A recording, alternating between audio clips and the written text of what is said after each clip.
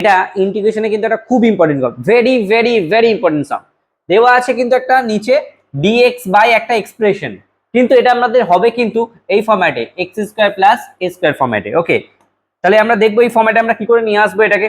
দেখো আমরা যদি এটাকে ট্রান্সফর্ম করার চেষ্টা করি, আমরা এইভাবে ট্রান্সফর্ম করতে পারবো ডিএক্স বাই, এটা হচ্ছে এক্স এর হোল স্কোয়ার, এটাকে আমরা 2 ইন্টু এ হিসাবে এক্স নেব, আর বি হিসাবে কত নেব যাতে 8x আসে, দেখো আমাদের কিন্তু 4x নিতে হবে।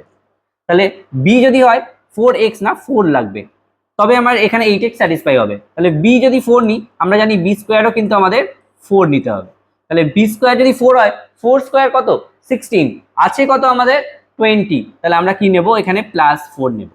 দেখো এটা কিন্তু আমার ফরম্যাট রেডি হয়ে গেছে ওই ফরম্যাটে। কিরকম, ওপরে ডিএক্স, নিচে কিন্তু আমাদের এইখান থেকে এই পর্যন্ত x+4 তার হোল স্কোয়ার হয়ে গেছে। তাহলে এটা কিন্তু আমার এক্স স্কোয়ার, আর এই যে 4 রয়েছে এখানে, এখানে যে আমাদের এই 4টা রয়েছে, এই 4টা কিন্তু আমাদের 2 স্কোয়ার হিসেবে ইউজ হবে।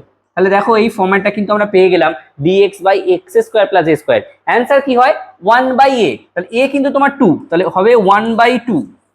এরপরে কি হয় ট্যান ইনভার্স, তাহলে ট্যান ইনভার্স লিখে দেবো আমরা ট্যান ইনভার্স।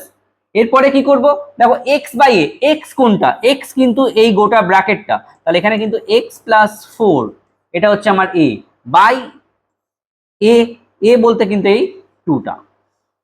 তাহলে আমাদের একটা ইন্টিগ্রেটিং কনস্ট্যান্ট, ফাইনাল অ্যান্সার কিন্তু আমরা এইভাবেও লিখতে পারি 1/2 ট্যান ইনভার্স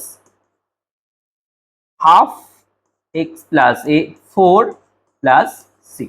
এখানেও ছাড়তে পারো, এখানেও ছাড়তে পারো।